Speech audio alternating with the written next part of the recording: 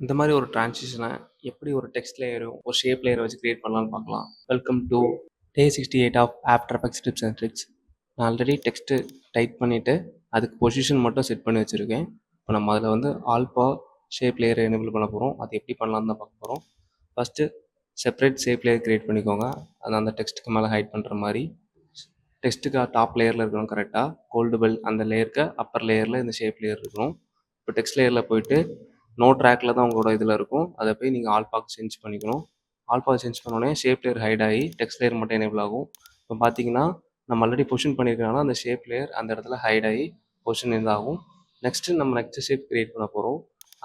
அதாவது கீழே இருக்கிற டெக்ஸ்ட்டுக்கு அந்த டெக்ஸ்ட்டு வந்து க்ரியேஷன் இருக்குல்ல, ஸோ அதுக்கு மேலே க்ரியேட் பண்ணிவிட்டு அந்த க்ரியேஷன் லேயருக்கு மேல் லேயரில் நம்ம வந்து அந்த ஷேப் லேயர் மூவ் பண்ணி கொண்டு வந்து அதே மாதிரி ஆல்பாவை சேஞ்ச் பண்ண போகிறோம்.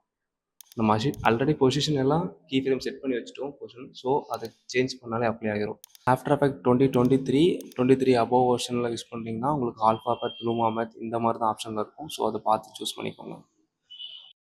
இந்த வீடியோவுக்கு லைக் பண்ணுங்கள், கமெண்ட் பண்ணுங்கள். இதே மாதிரி நிறைய யூஸ்ஃபுல் வீடியோஸ் பார்க்கணுன்னா ஜிபி கிரியேஷனை ஃபாலோ பண்ணி வச்சுக்கோங்க. உங்கள் ஃப்ரெண்ட்ஸ் அண்ட் ஃபேமிலிக்கு இந்த வீடியோ ஷேர் பண்ணி விடுங்க. தேங்க்ஸ் ஃபார் வாட்சிங்.